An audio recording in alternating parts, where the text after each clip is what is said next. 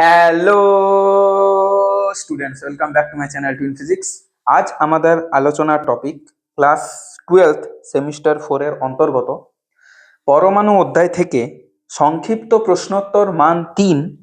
আজকের ভিডিওতে আমরা সংক্ষিপ্ত প্রশ্নোত্তর মান 3-এর যে সবকটা প্রশ্ন রয়েছে, 17খানা প্রশ্ন রয়েছে, সেই 17খানা প্রশ্ন আলোচনা করব আজকের এই একটা সিঙ্গেল ক্লাসে। বলো, বোঝা গেল? এটা তো বোঝবার মতো কিছু নেও যদিও, যাই হোক। সংক্ষিপ্ত প্রশ্নোত্তর মান 3 সেমিস্টার 4 অধ্যায়ের নাম হচ্ছে পরমাণু। ঠিক আছে, তো অ্যাপ্রোচ গুলো বোঝানোর চেষ্টা করব, কোথায় কিভাবে কোন জিনিসটা করলে তোমাদের একটু সময় বাঁচবে এবং মার্কসটা বেশি পাবে। কারণ যেটা বারবার বলছি লাইভ ক্লাসগুলোতে বা এই ক্লাসটাতেও, যে কি লিখতে হবে সবাই জানো, কিভাবে লিখতে হবে এটাতে কিন্তু অধিকাংশ ছাত্রছাত্রীদের মুশকিল বা সমস্যা রয়েছে। তো যাই হোক, প্রথম প্রশ্ন শুরু করছি। আশা করি তোমরা সবাই ভালো আছো, সুস্থ আছো এবং তার চেয়েও বেশি ইম্পর্টেন্ট তোমাদের প্রিপারেশন ফর সেমিস্টার 4 যেটা 12 ফেব থেকে শুরু, সেটাও ভীষণ ভালো চলছে। ওকে, তাহলে প্রথম প্রশ্ন, রাদারফোর্ডের আলফা কণা বিক্ষেপণ পরীক্ষায় লক্ষ্যবস্তু হিসাবে অন্যান্য ধাতুর পরিবর্তে সোনা ব্যবহারের সুবিধা কি? ওকে, সোনা যেটা, তাকে না বিভিন্নভাবে ওই পাতলা পাতলা তোমার হচ্ছে থিন শিট, পাতলা শিট গুলোতে বা পাতলা পেপারের মতো অংশে কিন্তু আহ, আহ, বানানো যায়, যেটাকে বলা হয় তোমার ওই ম্যালিয়াবিলিটি। ম্যালিয়াবিলিটি বা নমনীয়তা, ম্যালিয়াবিলিটি, এই ক্ষমতাটাকে বলা হয় ম্যালিয়াবিলিটি। এবং এই কারণেই কিন্তু একে বিভিন্ন ছোট ছোট পাতে ভাগ করা যায়। যদি অনেক পাতলা পাতলা শিটে আমি ভাগ করতে পারি, এতটাই পাতলা করে দিতে পারি না কেন যাতে ওই শিটটাতে একটি মাত্র পরমাণু থাকে। কথাটা কি ক্লিয়ার হলো না? হলো না? মানে পরমাণু পরমাণু পরমাণু পরমাণু মিলে তো মোটাটা তৈরি হয়। মোটা কোত্থেকে তৈরি হয়? যদি পরমাণু পরমাণু মিলে পরে মোটাটা তৈরি হয়, তবে তৈরি হয়। বলো, বোঝা গেল? এইভাবে এটা লম্বা নেমে যাবে, এইভাবে তবে এটা তৈরি হতো। বাট এটা কি হচ্ছে, আমাদের এতটাই পাতলা স্ট্রিপ নিয়েছি, এতটাই পাতলা ফিতের মতো জিনিসটা নিয়েছি যাতে একটা পরমাণুর আগে বা পিছনে আর কোনো পরমাণুই না থাকে। পরমাণু পরমাণু মিলে পরে দাঁড়িয়ে তো এই চৌড়াটা তৈরি করেছে। এই চৌড়াটাই আমি কিন্তু রাখতে চাইছি না। যদি আমি অনেক পাতলা শীট এটাতে কনভার্ট করতে পারি। বলো, বোঝা গেল কি গেল না? মাথায় ঢুকলো কি ঢুকলো না? এই কারণে সোনার পাত ব্যবহার করা হয়েছিল। এছাড়াও রাদারফোর্ড অনেক বড়লোক ছিলেন, খুব বড়লোক, বড়লোক। সেই কারণে কিন্তু জোকস অ্যাপার্ট, সোনা ব্যবহার করেছিলেন। রাদারফোর্ডের পরীক্ষায় আলফা কণার স্বল্প কোণের বিক্ষেপণের জন্য কোন কণা দায়ী? অর্থাৎ এখানে আমাদের যে শীটটা রয়েছে, কিসের শীট রয়েছে? শীট রয়েছে তোমার গোল্ডের, গোল্ড ফয়েল যে রয়েছে, সেখানে গিয়ে পরে এই যে একটা আলফা কণা গিয়ে পরে কিন্তু ধাক্কা মারছে। তাহলে কি হচ্ছে গল্পটা? গল্পটা এরকম হচ্ছে যে সে স্বল্প কোণে বিক্ষিপ্ত হয়ে গেল, এমনি একটু ডিফ্লেক্ট হয়ে গেল স্বল্প কোণে, থিটাটা খুব কম কোণে বিক্ষিপ্ত হলো। কেন হলো? ম্যাক্সিমাম কণাই কিন্তু বেরিয়ে যাচ্ছিল, ম্যাক্সিমাম কণা বেরিয়ে যাচ্ছিল, কিছু কণা কম কোণে আর একেবারেই কিছু কণা মানে 1 ppm, 1 parts per million, অর্থাৎ 10 লক্ষ কণার মধ্যে হয়তো একটা কণা ইউ টার্ন নিয়ে পরে এইভাবে রিবাউন্ড হয়ে ইউ টার্ন নিয়ে ফিরে আসছিল, যেটা ডাইরেক্ট নিউক্লিয়াসে গিয়ে ধাক্কা মারছিল। এবার যারা স্বল্প কোণে বিক্ষিপ্ত হচ্ছে, তারা বিক্ষিপ্তটা কেন হচ্ছে স্বল্প কোণে? কেউ কখন কখন বিকর্ষিত হয়? যদি দুটো সেম চার্জ থাকে। বলো হ্যাঁ না না? দুটো সেম চার্জ থাকে তবে গিয়ে পরে কাণ্ডটা ঘটে, ঘটে না? ঘটে না? এবার কি হচ্ছে গল্পটা, সেম চার্জ যদি থাকে তবে গিয়ে পরে এই ঘটনাটা ঘটে। এবার এই প্রোটন, সরি, এই যে আলফা পার্টিকেল, এই আলফা পার্টিকেল হলো positive charged. Okay sir, no problem. এই পজিটিভ চার্জের সাথে আর একটা পজিটিভ চার্জ পেলে তবেই কিন্তু সে ডিফ্লেক্ট করবে, নাহলে কি ডিফ্লেক্ট করতো? করতো না। ডিফ্লেক্টেড হতো? হতো না।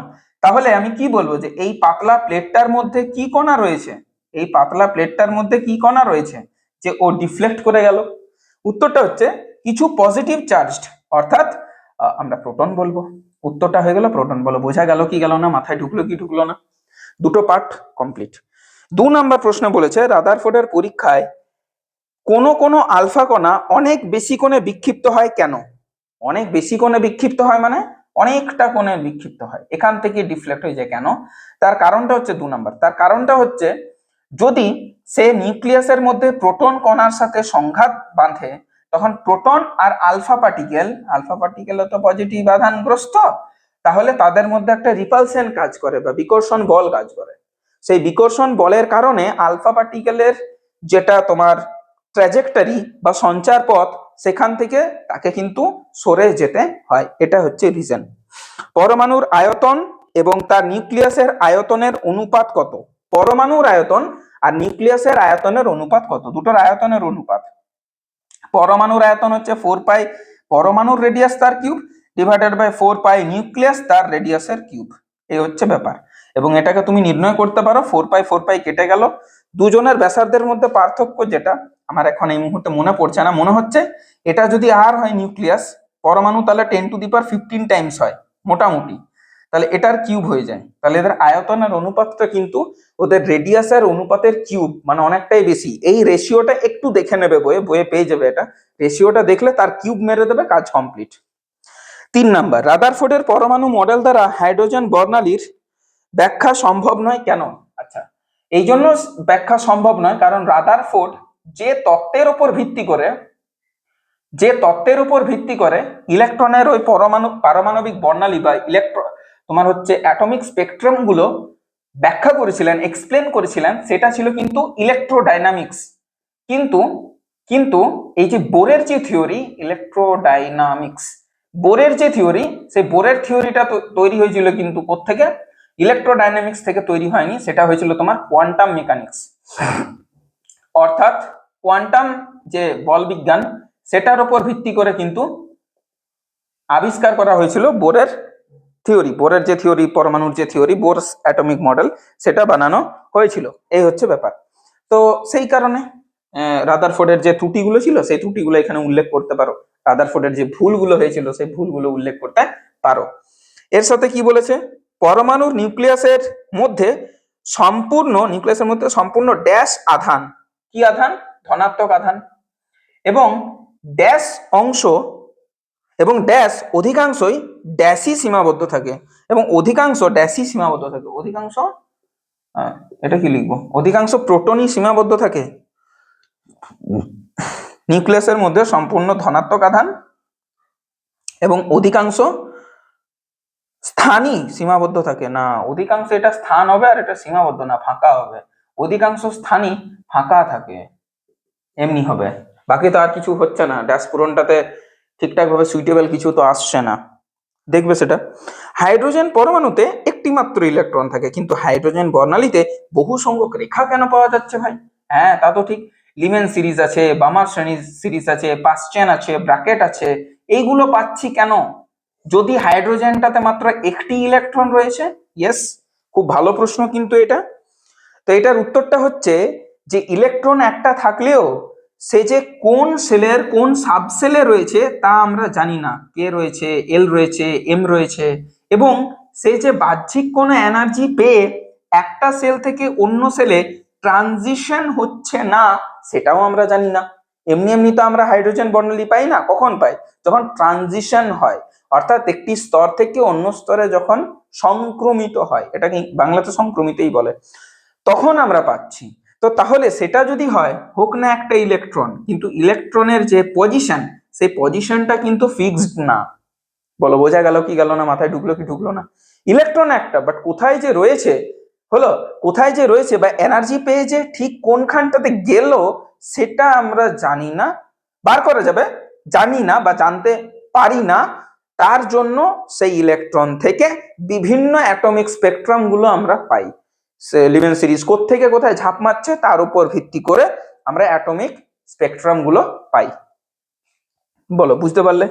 নেক্সট বলছে, হাইড্রোজেন পরমাণুর শক্তি স্তর বলতে কি বোঝো? এখনই বললাম, হাইড্রোজেন পরমাণুর প্রথম বোর কক্ষে ইলেকট্রনের মোট শক্তি এত, ইলেকট্রনের গতি শক্তি আর স্থিতি শক্তি কত? আচ্ছা, 5 নাম্বার, প্রথমটা বললাম। সেকেন্ড যে পার্টটা, সেটা হয় টোটাল এনার্জি, সেটা হচ্ছে টোটাল এনার্জি হয় negative of double into kinetic energy, এটা হয়। ঠিক আছে, বলো, কথাটা বুঝতে পারা গেল? Negative of double into kinetic energy, because kinetic এনার্জিটা ইটসেলফ পজিটিভ। আর পোটেনশিয়াল এনার্জি হয় কাইনেটিক এনার্জির সাথে ইকুয়াল, কিন্তু হচ্ছে না, এটা হয়ে যায় নেগেটিভ, এটা হয়ে যায় সেম বাট বাই টু। হলো। আর আরেকটা গল্পটা হচ্ছে যে এবার যদি কাইনেটিক এনার্জিকে আমি এক্স ধরি, তাহলে পোটেনশিয়াল এনার্জিটা কত হবে? তাহলে এটা হয়ে যাবে তোমার এক্স বাই টু, তো minus x plus x by two, এমনি হয়ে যাচ্ছে ব্যাপারটা, minus x plus x by two. তাহলে কত আসছে উত্তরটা? Minus x by two. তাহলে এইটা হচ্ছে কিন্তু তোমার নেগেটিভ, মানে এটা হয়ে গেল পোটেনশিয়াল এনার্জি, এটা হয়ে গেল তোমার কিন্তু কাইনেটিক এনার্জি, এটা হয়ে গেল কিন্তু তোমার টোটাল এনার্জি। এবার টোটাল এনার্জি আর kinetic energy equal but opposite direction. Potential এনার্জিটা হচ্ছে এর দ্বিগুণ, ওর দ্বিগুণ, সরি, পোটেনশিয়াল এনার্জিটাই তো বেশি হয়ে যাচ্ছে তাহলে, হ্যাঁ পোটেনশিয়াল এনার্জিটা নেগেটিভলি যত বাড়বে তত তো কমে অ্যাকচুয়ালি, হ্যাঁ তার জন্য। তাহলে পোটেনশিয়াল এনার্জিটা হচ্ছে double of total energy, sorry আবার এখানে লিখছি আমি, হ্যাঁ ঠিকই লিখেছিলাম, ডাবল অফ, এটা ঠিকই লিখেছিলাম। পোটেনশিয়াল এনার্জি হচ্ছে total energy by two, x is equal to total energy into two, total energy into two, হ্যাঁ ঠিকই তো লিখেছি তো, ঠিক আছে ঠিক আছে ঠিক আছে, এটা হচ্ছে আমাদের ব্যাপার। তাহলে হয়ে গেল। এবার এখান থেকে তুমি ঠিকঠাক লিখতে পারবে কি বলেছে, যে হাইড্রোজেন পরমাণুর প্রথম বোর কক্ষে ইলেকট্রনের মোট শক্তি এত, ইলেকট্রনের গতিশক্তি ও স্থিতিশক্তি কত? মোট শক্তি কোথাও দিয়ে দিলে তাহলে সেখান থেকে কাইনেটিক এনার্জি কি করে বার করব? আগেটা একটা নেগেটিভ বসিয়ে দাও। টোটাল এনার্জি দিয়ে দিলে পোটেনশিয়াল এনার্জি কি করে বার করবো স্যার? আগেটায় ওর সাথে 2 গুণ করে দাও, আর তার নেগেটিভ ভ্যালুটা নেবে কিন্তু, বিকজ স্থিতিশক্তি নেগেটিভ হবে। যাই হোক, তুমি নাও না নাও, ওইটা নেগেটিভই হবে, কোনো ব্যাপার নেই। এইভাবে আমরা নির্ণয় করতে পারবো যদি আমাকে টোটাল এনার্জি দিয়ে দেয়। আমি কিন্তু ফাইন্ড আউট করে দিলাম টোটাল এনার্জির সাথে পোটেনশিয়াল এনার্জি, টোটাল এনার্জির সাথে কাইনেটিক এনার্জির রিলেশনটা। এবার অঙ্ক যেভাবে দিক পারা যাবে, প্রবলেম হবে না। 6, হাইড্রোজেন পরমাণুর প্রথম উদ্দীপিত স্তরে ইলেকট্রনের শক্তি এত, এই ইলেকট্রনের গতি শক্তি কত? তাহলে শক্তি দিয়ে দিলে গতি শক্তি আর কিছুই না, ওটার নেগেটিভ ভার্সন, নেগেটিভের নেগেটিভ ভার্সন হয় পজিটিভ ভার্সন, তাহলে কাইনেটিক এনার্জি হবে প্লাস 3.4 ইলেকট্রন ভোল্ট। বলো, কিছুই নেই। নেক্সট, শক্তি স্তরের মুখ্য কোয়ান্টাম সংখ্যা n হলে হাইড্রোজেন পরমাণুর শক্তি E is equal to -13.6/n² electron volt. Okay, n equal to 3 স্তর থেকে n ইকুয়াল টু 2 স্তরে ইলেকট্রনের সংক্রমণের ফলে নিঃসৃত ফোটনের শক্তি কত হবে? আচ্ছা, এটা নির্ণয় করতে পারবে, কোনো অসুবিধা নেই। E ইকুয়াল টু -13.6 হলো। এটা তুমি করবে যেটা, সেটা হচ্ছে 3 থেকে 2 এ গেছে, তাহলে 1/3² মাইনাস 1/2²। না, 3 থেকে 2 এলো, তাহলে 2টা সামনে হয়, n1 এ এলো, n2 থেকে n1 এ আসে, এটা হচ্ছে 3²। তাহলে এটা হবে -13.6, 1/4 মাইনাস 1/9, তাহলে 9×4 = 36, এটা হলো নিচে, আর 5/36। এটা যেটা উত্তর আসবে সেইটাকে তুমি করবে hc/λ, h জানা আছে, c জানা আছে, ফোটনের শক্তি কত হবে? ও, এটাই শক্তি হবে না, কিছু করার দরকার নেই, এটাই এনার্জি, এত ইলেকট্রন ভোল্ট কিন্তু, হ্যাঁ জুল নয়।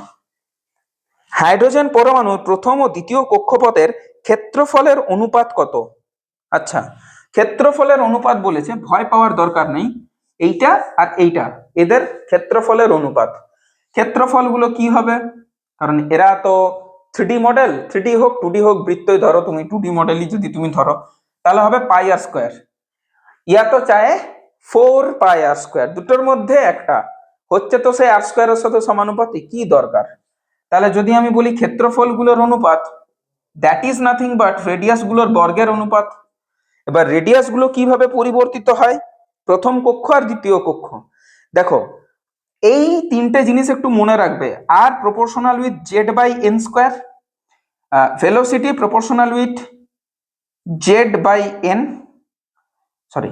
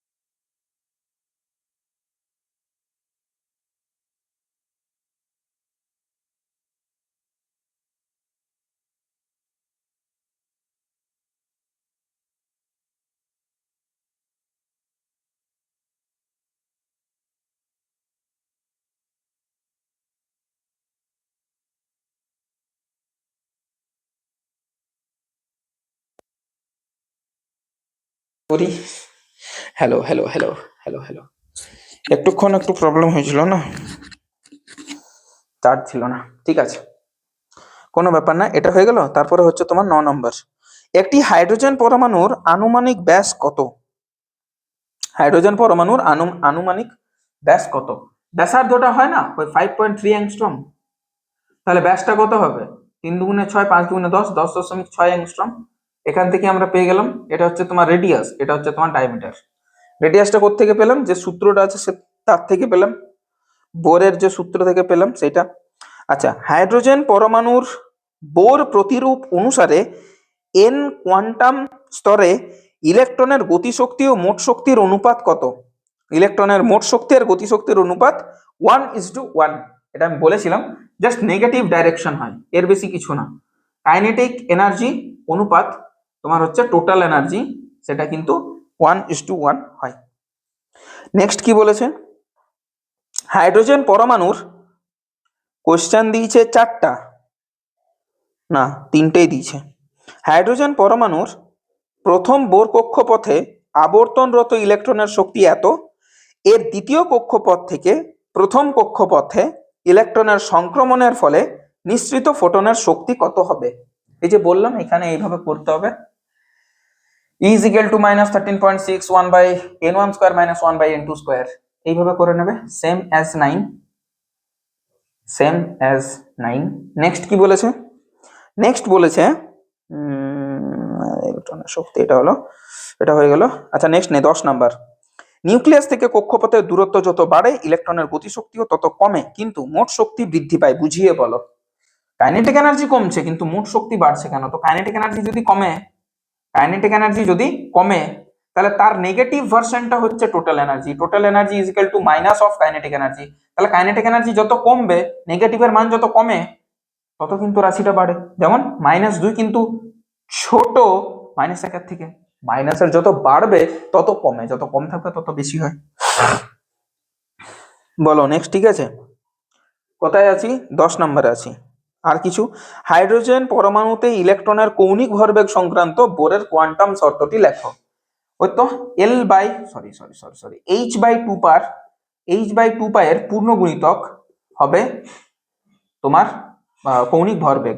কৌণিক ভরবেগটা হয় h/2 এর পূর্ণ গুণিতক, এবং যেখানে এই পূর্ণ গুণিতকটা হবে সেইগুলোই কিন্তু আমাদের কক্ষপথ হিসেবে বিবেচিত হবে। নিরবিচ্ছিন্ন এক্স বর্ণালীতে তরঙ্গদৈর্ঘ্য একটি নির্দিষ্ট মানের চেয়ে কম হতে পারে না কেন, বুঝিয়ে দাও। আচ্ছা, একটি ইলেকট্রন কোনো পরমাণুর দ্বিতীয় কক্ষ থেকে প্রথম কক্ষে সংক্রমিত হলে নিঃসৃত বর্ণালী রেখার সাধারণ নাম কি? আচ্ছা, দ্বিতীয় থেকে প্রথমে হলে লিম্যান বর্ণালী রেখা, লিম্যান বলে, লাইম্যান বলে। আর প্রথম যেটা সেটা হচ্ছে যে এনার্জি, লাইম্যান বলে, লাইটেন লিখছি।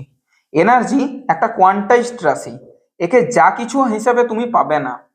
যদি তুমি টমেটো কেনো তাহলে টমেটো 1টা 2টো 3টে 4টা এই রেশিওতে পাবে, কোনোদিনই 1.5টা টমেটো 10.5টা টমেটো পাবে না।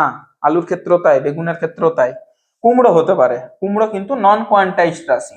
তেমনি একটি পরমাণুর মধ্যে থাকা ইলেকট্রনের যে এনার্জি সেটা কিন্তু কোয়ান্টাইজড হলো, সেটা কিন্তু ওই -13.6/n², অর্থাৎ n এর জায়গাতে এবার যা ইচ্ছে তাই মান বসাও, কিন্তু n এর জায়গাতে কখনোই তুমি 1.5 বসাতে পারবে না, তাই এনার্জি যা ইচ্ছে তাই হবে না, তার একটা নির্দিষ্ট প্যাটার্ন রয়েছে বা কোয়ান্টাইজড রাশি, তাই হয় না। 12 নাম্বার, হাইড্রোজেন পরমাণুর প্রথম উত্তেজিত স্তরে ইলেকট্রনের গতিবেগ হচ্ছে v। একটি ফোটন নিঃসরণের ফলে ইলেকট্রনটি ভূমি স্তরে এলো এবং ইলেকট্রনের বেগ হলো 2v।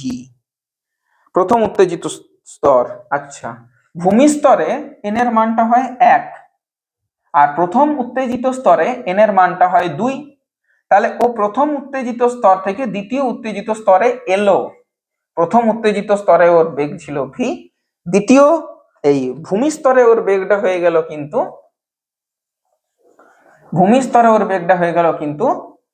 2v। প্রথম উত্তেজিত স্তরে ছিল v, তারপরে হলো 2v।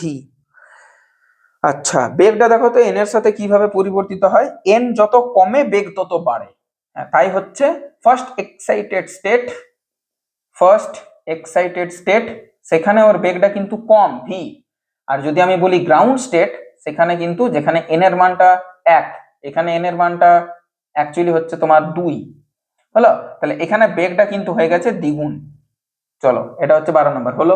ঠিক আছে, প্রশ্ন কি? প্রশ্ন হচ্ছে যে ফোটন নিঃসরণের সময় কিছু পরিমাণ শক্তি বিনষ্ট হওয়া সত্ত্বেও ইলেকট্রনের গতিবেগ বৃদ্ধি পায় কেন? শক্তি তো কিছু নষ্ট হলো, তো যে পরিমাণ শক্তিও হারালো, এনার্জি যে পরিমাণ লস করলো, এই যে এটা ভি থেকে 2v যে গেল, অর্থাৎ ফার্স্ট থেকে জিরোতে এলো বা ফার্স্ট এক্সাইটেড স্টেট থেকে গ্রাউন্ড স্টেটে এলো, এতে তার এনার্জি লস হয়েছে, আই অ্যাগ্রি, ইয়েস এনার্জি কমেছে, বাট সেই এনার্জিটা ওকে কাইনেটিক এনার্জি হিসাবে তো ফেরতও দিয়ে দিয়েছে, because energy is conserved. Energy loss গেছে কোনটা বলছো তোমরা? এনার্জি লস গেছে বলছো টোটাল এনার্জিটা, বা কাইনেটিক এনার্জিটা নয়, পোটেনশিয়াল এনার্জিটা। তাহলে যে পরিমাণ এনার্জি লস গেছে সেই পরিমাণ এনার্জিও ফেরত ফেরত পেয়েছে। কোত্থেকে পেয়েছে? কাইনেটিক এনার্জি হিসেবে ফেরত পেয়েছে। কাইনেটিক এনার্জি ওর বেড়েছে, আর কাইনেটিক এনার্জি যদি বেড়ে যায়, গতি শক্তি যদি বেড়েছে, তাহলে গতি বেগও বেড়েছে। এই কারণে এই গল্পটা ঘটছে। 13 নম্বর, 13 নম্বরে বলেছে হাইড্রোজেন পরমাণুর আয়নন শক্তি যদি এত হয় তবে সেটিকে ভূমিস্তর থেকে পরবর্তী স্তরে উদ্দীপিত করতে কত শক্তির প্রয়োজন? ওই যত শক্তি লেখা আছে, কত লেখা আছে? 13.6 ইলেকট্রন ভোল্ট। ইলেকট্রন ভোল্ট থেকে জুলে করলে 1.6 ইন্টু 10⁻⁻19 জুল। এটা হয়ে গেল। এবার ক্যালকুলেট করবে। প্রথম বোর কক্ষপথের ব্যাসার্ধ যদি আর হয়, তাহলে দ্বিতীয় বোর কক্ষপথের ব্যাসার্ধ, তাহলে প্রথম ইজ টু দ্বিতীয় ইজিক্যাল টু n1 স্কয়ার অনুপাত n2 স্কয়ার। প্রথমের যদি কি হয়, আর হয়, দ্বিতীয়টা কত? তাহলে r/r2 ইজিক্যাল টু 1/2 তার স্কয়ার। তার মানে আরটা কত হয়ে যাবে, সরি r2টা কত হয়ে যাবে? 4 টাইমস অফ r। বলো, বোঝা গেল? নেক্সট কি বলেছে, এটা একটু সাফ করে নি। 14 নম্বরটাতে কি বলেছে? 14 নম্বরটাতে বলেছে যে একটি হাইড্রোজেন পরমাণুকে আয়নিত করতে এত ইলেকট্রন ভোল্ট শক্তির প্রয়োজন। এই পরমাণুর n=2 শক্তি স্তর থেকে ইলেকট্রনকে বিচ্ছিন্ন করতে কত শক্তির প্রয়োজন? এটা তো গ্রাউন্ড স্টেটে দিয়েছে। তাহলে এই এনার্জিটাই n=2 তে ওর এনার্জি কত হবে না, -13.6 ডিভাইডেড বাই n স্কয়ার, মানে 2 স্কয়ার মানে 4। এটা হচ্ছে 4 দিয়ে 4 3 12, 1 16, 4 4 16, 3.4 ইলেকট্রন ভোল্ট এনার্জি লাগবে, হলো? এই শক্তির প্রয়োজন। হাইড্রোজেন পরমাণুতে ইলেকট্রনের প্রথম কক্ষপথের ব্যাসার্ধ এত, ইলেকট্রনটির দ্বিতীয় কক্ষপথের ব্যাসার্ধ কত? একটু আগেই করলাম, 4 টাইমস করে দেবে।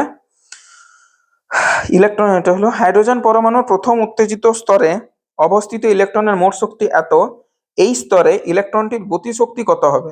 এটার পজিটিভ ভার্সন, মানে এটা নেগেটিভে দেওয়া আছে, এটাকে জাস্ট পজিটিভ করে দেবে, মানে নেগেটিভের নেগেটিভ করে দেবে, কাজ শেষ, হলো? নেক্সট 15 নম্বর, 15 নম্বরে বলেছে এক্স রশ্মি বর্ণালীকে কি কি ভাগে ভাগ করা যায়? কোমল আর কঠিন। ইলেকট্রনের একটি স্রোত কোনো একটি লক্ষ্য বস্তুকে আঘাত করে নিরবিচ্ছিন্ন এক্স রশ্মি উৎপন্ন করে। আচ্ছা বেশ, করুক। ইলেকট্রন স্রোতের প্রত্যেক ইলেকট্রনের গতিশক্তি ই হলে নির্গত ই রশ্মির সর্বনিম্ন তরঙ্গ দৈর্ঘ্য কত? লক্ষ্য বস্তুর পারমাণবিক সংখ্যা জেড এর কোন মানের জন্য মোজলের রুট নিউ ভার্সেস জেড লেখচিত্রটি পারমাণবিক সংখ্যাঙ্ককে ছেদ করে? ওকে, ওকে, তাহলে এটা তোমরা বইয়েই পেয়ে যাবে। এই জিনিসটা একটু হোম টাচ দিলাম, এটা একটু ট্রাই করবে, গ্রাফটা দেখবে, গ্রাফটা থেকে জেড এর মানটা পেয়ে যাবে, কোনো অসুবিধা নেই। আর ইলেকট্রনের গতিশক্তি যদি ই হয়, তাহলে সর্বনিম্ন তরঙ্গ দৈর্ঘ্য কত? E=hc/ল্যামডা, সেখান থেকে ল্যামডাটা হয়ে যাবে hc/e, গল্প শেষ, ল্যামডার মান পেয়ে গেলে। এবং মোজলের সূত্রটা বলে দিলাম। তারপর বলেছে হাইড্রোজেন পরমাণুর বর্ণালীর বামার শ্রেণীর রেখাগুলি তড়িৎ চুম্বকীয় বর্ণালীর কোন অংশে পড়ে? কোন অংশে পড়ে? এটা আমার এই মুহূর্তে মনে পড়ছে না, আমার যতদূর, বামার তো লিমেন বামার, হ্যাঁ বামারটা দৃশ্যমান আলোক রশ্মির মধ্যে পড়ে। অতিবেগুনি রশ্মি এবং দৃশ্যমান আলোক রশ্মির মধ্যখানটাতে পড়ে, ম্যাক্সিমামটা দৃশ্যমান আলোক রশ্মি হয়। যাই হোক, বলে দিলাম। তারপরে বলছে হাইড্রোজেন পরমাণুর কোনো একটি কক্ষের শক্তি এত, ওই কক্ষের ব্যাসার্ধ নির্ণয় করো। তো কোন কক্ষের এটা? এটা হচ্ছে সেকেন্ড অরবিটের। আর সেকেন্ড অরবিটের ব্যাসার্ধ কত? 4 টাইমস অফ ওই ওই তোমার শুরুর যে ইয়াটা। বলো, বোঝা গেল? যে কক্ষের এনার্জি হচ্ছে -3.4 ইলেকট্রন ভোল্ট, তার রেডিয়াসটা হচ্ছে 4 টাইমস অফ তোমার ground state, 4 Times of ground state তার রেডিয়াসটা হবে, কারণ তার সে কত নাম্বার? সে হচ্ছে n = 2 তে। ওই তোমার গ্রাউন্ড স্টেটের আরটা দেয়নি না? দেয়নি। তাহলে ওই গ্রাউন্ড স্টেটের যে আরটা, যে বড় যে রুলটা, ফর্মুলাটা, সেটা একটু বসাতে হবে, কিছু করার নেই। বা গ্রাউন্ড স্টেটার আমরা জানি ওই হচ্ছে 5.3 অ্যাংস্ট্রম। Yes, 5.3 angstrom. তাহলে এটা 4 টাইমস করে অ্যাংস্ট্রম মানে মিটারে করে নিতে পারো, কোনো প্রবলেম নেই। 10⁻⁻10 করে। বলো সর্টেড? বোঝা গেল? নেক্সট আর লাস্ট, হাইড্রোজেন সদৃশ্য কোনো পরমাণুর দ্বিতীয় কক্ষে একটি ইলেকট্রনের কৌণিক ভরবেগের জন্য বোরের কোয়ান্টাইজেশন শর্তটি লেখো। কিছুই না, বোরের কোয়ান্টাইজেশন শর্তটা হবে L = n, n এর মানে 2h/2π, মানে কি h/π হয়ে গেল। এটাই শর্ত। প্রথম প্রশ্ন। দ্বিতীয় প্রশ্ন, হাইড্রোজেন বর্ণালীর ক্ষেত্রে বামার শ্রেণীর দ্বিতীয় রেখার তরঙ্গ দৈর্ঘ্য এত, প্রথম রেখার তরঙ্গ দৈর্ঘ্যের মান নির্ণয় করো। মানে কি বলেছে? মানে বলেছে যে 1/λ যেটা হয় = r × 1/n1² - 1/n2²। প্রথম রেখা দ্বিতীয় রেখা বুঝলে না স্যার? বুঝলাম না। বামার শ্রেণী মানে ও পড়বে এসে পড়ে কিন্তু বাবা 2 তে, এটা ফিক্সড। এবার n2টা >2 যা ইচ্ছে তাই হতে পারে। প্রথম রেখা তাহলে কে 2 এর থেকে বড়? তেমন কে? প্রথম ভদ্রলোক হচ্ছে 3, দ্বিতীয় ভদ্রলোক হচ্ছে 4, এইভাবে ব্যাপারটা আছে। তো দ্বিতীয় রেখার তরঙ্গ দৈর্ঘ্য দিয়ে দিয়েছে, মানে এই টোটালটা 1/λটা যেটা দেওয়া আছে সেটা হচ্ছে 4861 অ্যাংস্ট্রম, মানে 4861 × 10⁻⁻10। ক্যালকুলেশন করো, আর কিছু না। আর এর মান এখানে বসাবে 1/n1 তো অলওয়েজ 2, মানে 2 স্কয়ার 4 - 1/n2টা 4, 4 স্কয়ার 16, এটা দেওয়া আছে। তাহলে আমার দরকারটাই কি জানার এটাই দরকার, কারণ তুমি আর এর মানটা বসাও না, বের করে নাও। তাহলে আর এর এখান থেকে একটা ভ্যালু পাবে, সেই আর এর ভ্যালুটাকে বসাবে সেকেন্ড ইকুয়েশনে, যেখানে 1/λ = ওই আর এর মানটা ইনটু 1/n1², n1² মানে হচ্ছে 1/2² -n2² মানে হচ্ছে 3² 9। এই টোটালটাতে আর এর মানটা এখান থেকে নির্ণয় করে বসিয়ে দাও, ল্যামডা পেয়ে যাবে। যেটা পাবে তার রিভার্স করলে ল্যামডা পেয়ে যাবে। বলো বোঝা গেল কি গেল না? মাথায় ঢুকলো কি ঢুকলো না? ওকে, তো ব্যাস এমনি করে বার করে নিতে পারবে। আর এছাড়াও যদি এটা দেখতে চাও তাহলে সেমিস্টার 4 এর পর সব সলিউশন যখন করবো তখন হ্যান্ড রিটেন ফরম্যাটে পেয়ে যাবে, কোনো প্রবলেমই নেই। অপেক্ষা করো একটু, সেমিস্টার 4 এর পর সব সলিউশনও নিয়ে আসবো। 1 আছে, 2 আছে, 3 আছে, আর 4 থাকবে না তা কি হয়? 4টাও নিয়ে আসবো খুব তাড়াতাড়ির মধ্যে। এতদূর পর্যন্তই আমাদের আজকের সলিউশন ছিল। 17টা প্রশ্ন সলভ করলাম তোমাদের কাছে। আশা করি তোমাদের বুঝতে কোনো অসুবিধা হয়নি। বুঝতে অসুবিধা হলে কমেন্ট সেকশনে কমেন্ট করবে। আর এরপরের ভিডিওতে আমরা নিউক্লিয়াস নিয়ে আলোচনা করবো। টিল দেন পড়াশোনা করতে থাকো, ভালো থাকো, সুস্থ থাকো, টেক কেয়ার।